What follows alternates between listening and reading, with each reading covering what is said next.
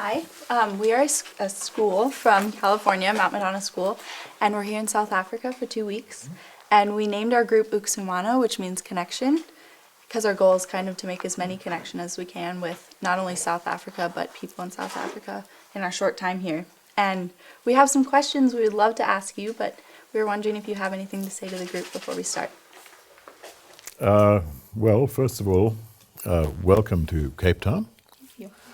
Welcome to the depth of the Western Cape winter. Tough life down here. Our sunny days in winter are the best time of the year to visit in many respects. And I'd also like to say, welcome home, because only 60,000 years ago, maybe 80,000 years ago, there's a very strong possibility that your ancestors were living right here, somewhere in southern Africa. We have in South Africa the prototype Homo sapiens. They are the San or Bushman people. Virtually all our DNA from all of the communities in the world are deviations from the San DNA. So we can measure this with mitochondrial DNA, the Y chromosomes in males. And our ancestors, people who went to Europe, left Africa around 60 to 80,000 years ago. They got into Western Europe around 35,000 years ago. And there were only 7 females in that group that first settled Western Europe. So all of us who have roots in Western Europe are descended from 7 females. So it kind of makes a nonsense of different ideas of class and nation and what have you. We're all related, and somewhere back in time, we all come from Africa. So welcome home. I would be happy to answer questions, but an alternative would be for me to give you a brief overview of the way I see South Africa. To do this, I would like to draw a picture. I see we've got a chart there. A previous president of South Africa, Thabo Mbeki, said that South Africa was like a 2-story house with sort of the emerging black and white middle class on the top floor and the huge disempowered, impoverished black majority on the bottom floor. And he said there was no stairway between the 2 floors. And there is some truth in that. But in fact, South Africa is, in our opinion, a little bit more complex. It's a 5-story house. Can everybody see? You want to turn your chairs around.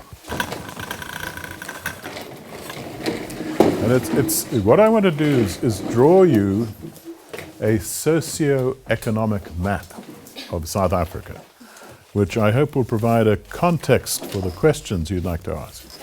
South Africa, in fact, is a 5-story house. The bottom story here is made up of about 14 million people who still live mainly in the traditional tribal areas of South Africa. They're divided into different ethnic groups. The Zulus, the biggest group, Xhosa, and then there are 9 others of different sizes: Tswana, Ndebele, South Sotho, North Sotho. There are 2 main language groups: the Nguni, they're the Zulu, the Xhosa, the Swazi, the Ndebele, and the Sotho groups: the North Sotho, who speak Pedi, the West Sotho, who speak Tswana, and that is also the language of Botswana, the South Sotho, who live in the Orange Free State, the Free State, and who are also the same language group as the people who live in Lesotho. Then there are a few outliers. The Venda are right in the middle of northern part of South Africa, they're not related to anybody. And the Shangaan straddle the border with Mozambique. So you have all of these different groups, and the interesting thing here is that about half of the people in this deep rural area are below the age of 18. So the population growth is taking place in the black rural area, and it is deep third world. If you go to these areas, you probably won't go to any areas quite like this in your trip because they're off the beaten track. People still live in traditional housing. The chiefs are still very important. They live in a tribal framework where the chief actually owns all the land. All the land is owned collectively by the tribe, and the chief dishes it out to householders, which of course gives the chief a lot of power. There's traditional law, and very often the traditional law is very different from the values in our Constitution, particularly in terms of women's rights. Most of the people here do not speak English very well. They speak the local language, isiZulu, isiXhosa, Venda, Tswana, whatever it may be. There is some acculturation now with English through TV, media, and what have you, but it's still very, very much deep third world. So this is where the third world is in South Africa. And we're talking about 14 million people, and this is also where the deepest levels of poverty are. Kids are in school, but the schools are not very good. It is the monotony of rural poverty from which my ancestors in Scotland escaped in the 18th century. And there's a description of a Scottish village from the 18th century where the guy says, you come to this hovel, thatched roof, with the local tribesman chief who welcomes you, and you complain about the fact that you weren't welcomed really properly by his clansmen, and he says, well, I'll have them executed. Where the main form of entertainment was raiding the next clan for their cattle, where the children lived in abject poverty. So what I'm trying to say is that any of you who come originally from Ireland or Scotland, not so different a few hundred years ago from the way it was, the way it is now still in the deep rural areas of South Africa. So that's our first layer. Then our second layer is made up of about 4 million people, and it's changing very quickly, who live and work on farms, generally white-owned farms in South Africa. Again, you've got high growth rate, and you have division into the different population groups. These are, and then here you start getting colored South Africans, because there's quite a big colored community living on the farms here in the Western Cape. Now, once again, this is deep rural poverty, but it's not the kind of agriculture that you have in the United States, where it's big agribusiness or a mom and pop and maybe 1 or 2 farmhands.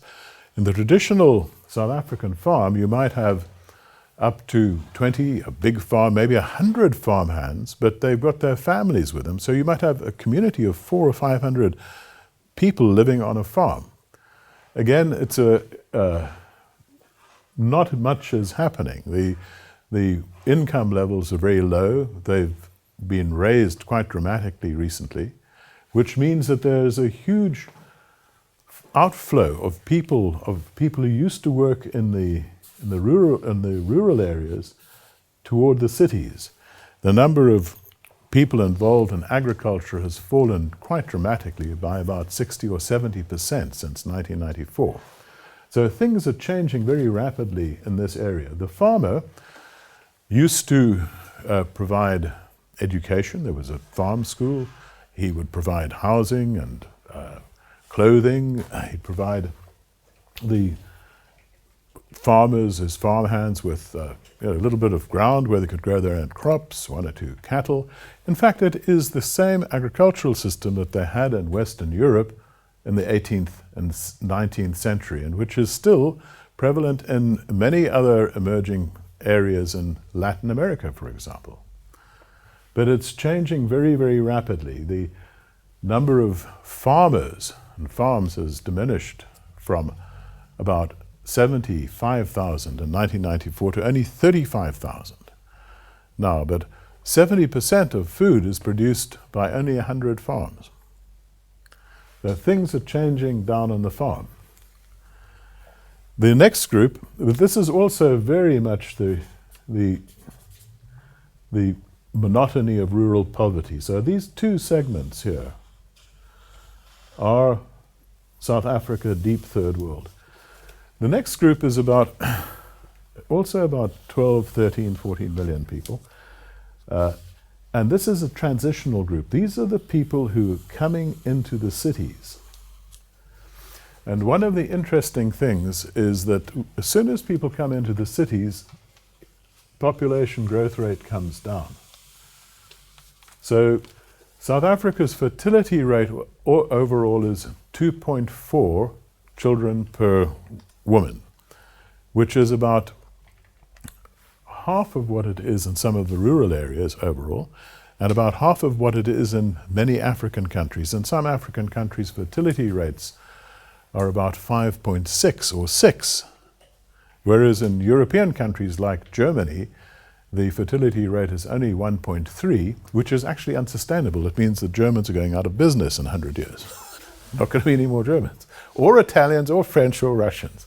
So fertility rates are important.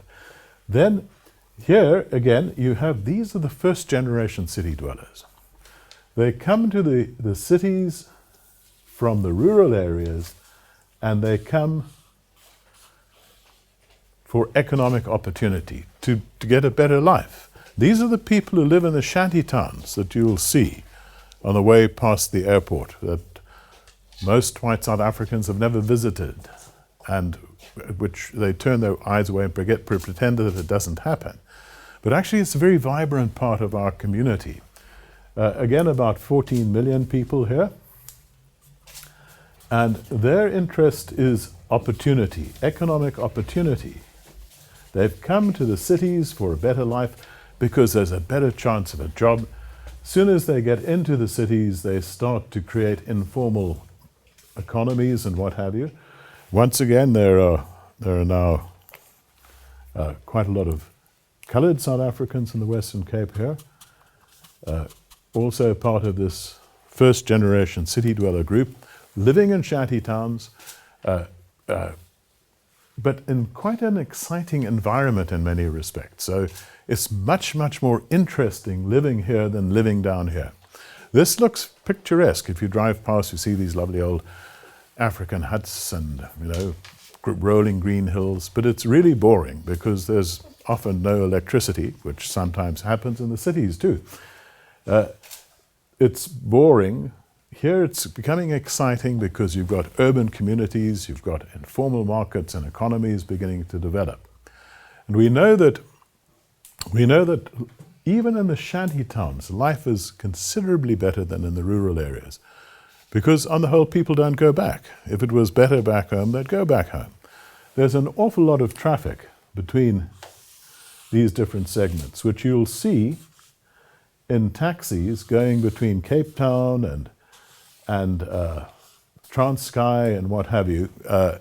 Very often, people living in the cities will send their kids back to the rural areas to be brought up by granny and granddad, because it's more secure here. This is an insecure area. There's a lot of crime, a lot of gangsterism. So we have this, these are the first generation city dwellers. They come to the cities for economic opportunity. And in that, they're very similar to the people who come across the Rio Grande into the United States, or the guys who try to get across the Mediterranean into Southern Europe. These are people looking for economic opportunity for a better life. And then the next group is about the same size, 13, 14 million. And they are the guys who are the second and third generation city dwellers. Now, they've been in the cities for a few generations. They've achieved the goals that their parents came to the cities for. They are now plugged into modern media. Kids are at high school and often at university. And of course, they now realize that there's a lot more to be offered in the world than the things to which their parents aspired when they came into the cities. They realize that the key to success is political power. So these are working class people, and like their counterparts throughout history, they organize, they're solidarity people, they unionize. Their goal is to get political power so they can achieve their social and economic objectives through redistribution of wealth. This again is something that has happened throughout history in different countries. We're going through this process now. Now, this is the established urban working class. Again, you have some people from the colored community here. In fact, most coloreds now live in this area. But now you get a third of the white population are also blue-collar working class people. And they've got a trade union, and the trade union is called Solidarity. So in this area now, here when people come into the cities, they're still speaking Zulu as the main home language, or Xhosa, whatever they spoke in the homelands. But now they speak English, or they speak Afrikaans. A lot of the guys here in the farms spoke the traditional language, and then Afrikaans too, because that was the language of the farm owner. So you have now Zulu, Xhosa, Tswana, Ndebele, and what have you, but now plugged into global culture. Everybody's watching US TV, everybody's watching movies. This community, black South Africans who are in this area, very strongly influenced by American black culture, American aspirations. So kids are at high school, kids are going to university, highly politicized, solidarity people, mobilized, and their thing is equality. They want political power so that they can promote equality. And again, what I'm talking about is what happened in Britain, for example, after the Napoleonic Wars. You had the emergence of working class, first trade unions, huge demands for political power. So the 1820s in Britain were characterized by huge agitation against the outmoded constitutional system that they had at that time, leading to the Great Reform Bill, or Act, in 1832, which extended the vote to only about 200,000 or 300,000 people in the whole of the United Kingdom. And then during the 1830s, there was huge division in Britain between, in fact, Disraeli spoke about, I think, the country of the two nations. And a lot of people thought that Britain would go the same way as many of the European countries at that time, with huge social revolutions and what have you, leading to the great Charterist movement in 1838. Now, this is what we're going through, we have been going through in South Africa about 150 years later, and most countries go through this process. So this is the established urban working class, again 13 to 14 million people. And then we've got our new emergent middle class, which is about 8 million people. Now the fertility rate is down to 1.8 It's the same as the United States. You have now about 60% of this group are black, colored, or Asian South Africans. This is our first world community. So the kids are at university, they want to get good grades so they can get great jobs, make a lot of money, have a family, have winter holidays with glühwein and skiing, and summer holidays with pina coladas and palm trees and tropical islands. That's what our civilization is all about. Most whites live up here, about 2/3 of whites live up here, divided into true tribes, English-speaking South Africans like me and Afrikaans-speaking South Africans like F.W. de Klerk. There are a few English-speaking working-class people. Most of the white working-class people are Afrikaans, again, which determines to a large extent politics in the country. My kids, I've got a son who's 31, and a daughter who's 29, and they're completely interchangeable with first world kids anywhere in the world. You could parachute them into Southern California or to Melbourne or to Paris, and they are indistinguishable. They have the same media exposure. They're on Twitter or Facebook. They have the same aspirations. They want to get good grades, and they want to get MBAs and stuff like that so that they can live the great dream. So that's the first world. And we're talking about 8 million people here. And here it's mainly freedom. These guys basically want to do their own thing. They want economic freedom. They're not solidarity people any longer. They don't think that governments can solve all of the problems of the world. And this is the kind of hybrid country we have. So if you want to see where the heartland of, let's say, the ANC is, it goes up into this first world community because the ANC has helped to develop very rapidly the black middle class. Its heartland is in the black working class, but it is also seen as the party of liberation by most black South Africans. The liberal opposition DA party has its homeland, not surprisingly, not the multiracial communities here, mainly freedom-based. The Zulu-based IFP and Carter Freedom Party was primarily older Zulus going down like that. At one stage they were 10% of the political support base. So now this is the map of the country. Most of you guys will be visiting this part. Yeah, hi. You will see stuff that looks very much like the United States or Western Europe. It really works. Wi-Fi, the whole lot. But it's not the real South Africa. The real South Africa is this very complex situation here. Okay, what are the big problems facing this society? We have a program called the National Development Plan, which is supposed to really promote economic growth. And economic growth is really important because it is the engine that is pulling people up this ladder. And life gets better the higher up the ladder you go.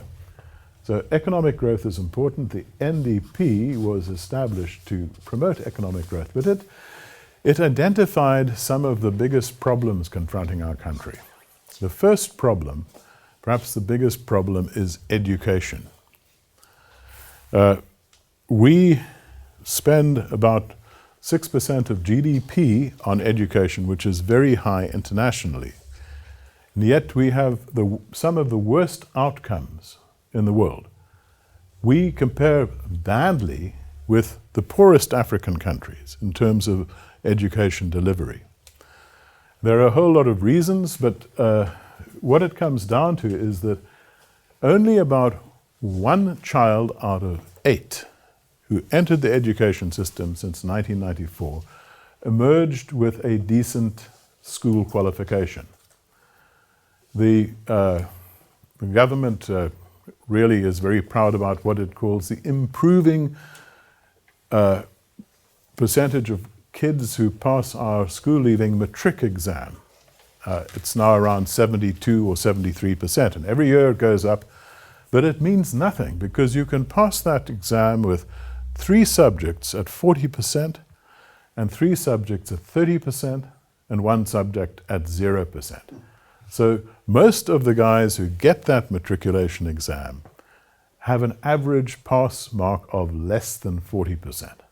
So in other words, they emerge from school with the illusion of an education, but they have very little chance of getting decent jobs. And it's not because there isn't enough money. We're spending around 15,000 Rand per child on education. But we've made mistake after mistake. We introduced curriculums after 1994, which were really idealistic, outcomes-based education, which would have been great maybe in Sweden or Switzerland, but just didn't play down in rural Transkei. Another big problem was language of education. In South Africa, language policy at school is in the hands of the local school governing body. But among black South Africans, the aspirational language is always English. So the school governing bodies say the kids will be taught in English.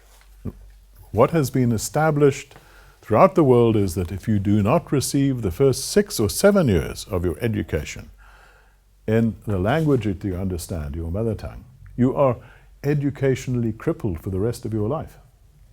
And what we've had now is a whole lot of kids, a whole generation of kids, being taught in a language they don't really understand by teachers who don't really speak the language, which is devastating. The second, another huge problem has been the grip that one of the trade unions, South African Democratic Teachers Union, has over the whole system. One of the first things they did was to do away with school inspectors. So school inspectors were a problem to many of the members of SADTU.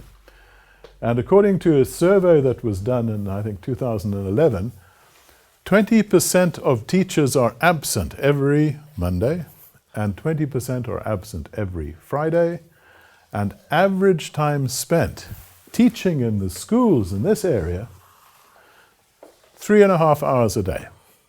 And it's not quality teaching. Schools up here, the old white schools which are now integrated, it's 6.5 hours a day. So again, there's a huge divergence in the quality of education. Still, we've got 1 million kids at university. So the situation isn't entirely dark, but it does mean that we've had several million kids, mainly black kids, moving into a situation where they're almost unemployable. That brings me to our second big problem, which is unemployment. In South Africa, our official employment rate, or unemployment rate, is 25.6%, which for people in the States would sound terrible. But it's not the total picture because it doesn't include those who've given up working, looking for work. If you add those, it's 35%, 35 or 36%. But even that isn't the total picture because all of this is measured on the economically active population. The real thing you've got to look at is what they call labor absorption. Labor absorption is the percentage of the population between the ages of 15 and 64 who are involved in working, in fact. In a country like the United States, labor absorption would be around 65%. In the United Kingdom, it's 72%. South Africa, it's 41%. So it means 43%. So it means that 57% of the people in that age group are not working at all. And it's even more catastrophic for black South Africans. It's only 38 or 39% of the black population between those age groups are in employment. What is the problem? The roots of unemployment are the failure of the education system on the one hand, and then the fact that we have got the most radical trade unions in the world in this established urban working class. According to the Global Economic Forum's World Competitiveness Report, which does a survey of 144 countries and economies around the world in terms of competitiveness, South Africa is 144 out of 144 in terms of employer-worker relations. We have a strike rate which is about 6 times the world average. So the labor relations are very hostile. And the labor system is very rigid. So companies will do everything they can to avoid employing people because it's just too much of a hassle. And the reason for that, again, is because the main trade union federation, COSATU, is part of the ruling alliance. And that means it has control of labor policy. So there's no equality in the relationship between labor and management when it comes to labor legislation. So that's another of the reasons for low unemployment. So problem number 1, education. Problem number 2, we have unemployment. And this leads to a very big failure, that is equality. Our Constitution is based on foundational values, which include human dignity, the achievement of equality, and the advancement of human rights and freedoms. We have failed dismally to achieve equality, even though we've had this quite radical government, ANC, in charge since 1994. Our Gini coefficient is 6.63, which makes us one of the most unequal societies in the world. I don't know whether you guys know about the Gini coefficient, but it measures inequality in a society. If the coefficient is 1, it means that everything is owned by one person, or all the income is earned by one person. If it's 0, it means that there's completely even distribution of income. The most equal countries in the world are the Scandinavian social democracies that have a Gini coefficient of about 0.25. Countries like the Czech Republic, Slovakia, what have you, are also the 0.25, 0.26 region.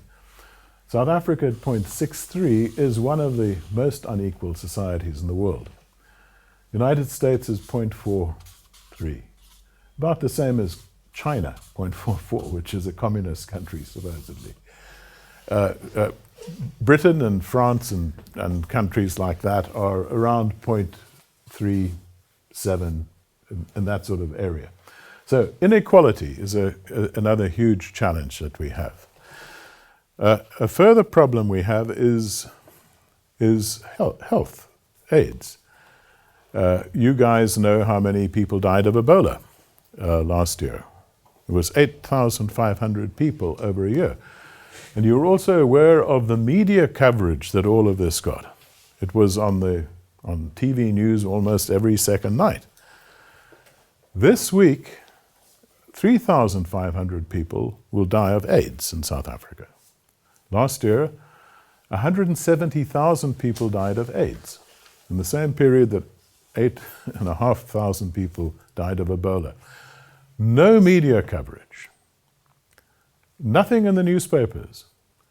There is the perception that because we have the biggest antiretroviral program in the world right now, that we've solved the problem. But we haven't. Infection rates are still catastrophically high.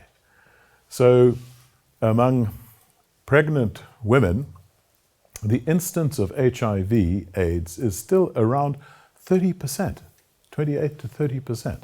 Almost a third of all pregnant women are HIV positive. Antiretrovirals have brought the death rate down quite dramatically. In 2005, we lost 350,000 people from AIDS. Now it's down to 170,000, but it still remains an enormous human tragedy. More than 4 million South Africans have died of AIDS since the epidemic began. Other problems we have relate to security and crime. Our murder rate in South Africa is 31 per 100,000. Now, to put that in perspective, in the United States it's about 6 per 100,000. The global average is around 6 per 100,000. So we're 5 times over. Again, that's come down quite dramatically since 1994, but it does mean that since 1994, 400,000 people have been murdered in South Africa. That is, I think, about 6 times the number of people who were killed in Vietnam, Americans who were killed in Vietnam. So that is a big problem. At the same time, those are some of the big problems we have experienced. We're also now experiencing increasing levels of corruption in government and inefficiency, and increasing re-racialization of society. The ANC, in addressing this huge problem of inequality, decided that the way to go was to promote a very pervasive policy of affirmative action in what was called black economic empowerment, broad-based black economic empowerment. But what broad-based black economic empowerment did was to transfer about 600 billion rand from white companies, in essence, to the black elite. Through affirmative action, it brought a lot of guys up from the working class into the middle class. But it did nothing for these guys. Nothing. Our Constitution in Section 9 calls on the state to take measures to advance equality for people who have been disadvantaged. In our view, in our foundation's view, the appropriate steps are to empower people through decent education and through job creation, and also by providing them people here with decent services. Now that is already happening to a degree, but not nearly enough. So, for example, the government has built 3.5 million homes for people in these segments here, which is enough to house a quarter of the population. So these are some of the problems that we face. But I just want to tell you this. It may sound bad, and it's much, much better than it was before 1994. Much better. If you'd woken me up on the 2nd of February 1990, when F.W. de Klerk made the speech that started the whole transformation process and said, Dave, this is what it's going to look like in 2015, I would sort of said, give it to me.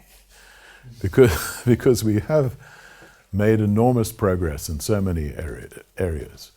We have got a fantastic constitution. It's one of the best in the world. It would not allow the Patriot Act, for example. Wouldn't happen. We have, I think, really made great progress in breaking down racial barriers with very few incidents. We have achieved a situation where our economy is 3 times larger now than it was in 1994. We had great economic policies until 2007. In 2005, 6, 7, the economy was growing at more than 5%. We had brought our national debt down to 23%, but all of that has gone in the wrong direction since the left wing took over the ANC in 2007. So we also do really well in some areas. Our accounting standards are the best in the world, according to the Global Competitiveness Report. Our banks are among the top 4 or 5 countries in the world in terms of soundness. Financial services, excellent. Great companies in terms of food distribution chains like Pick and Pay and what have you. We have some wonderful exports like Elon Musk, who was born and brought up in Pretoria. So we've achieved a lot of successes. Does anybody know what one of our main exports is? People who say gold, diamonds, whatever. We produce 700,000 cars and motor vehicles in South Africa every year. That's much more than Sweden, twice as many as Sweden. We exported 350,000 cars from South Africa last year. That makes up almost 8% of our 8% of our GDP, which is the same as mining. Tourism is now over 10%. So South Africa has made huge progress. We've got huge challenges, but it remains an extremely interesting country. And I hope you enjoy your visit.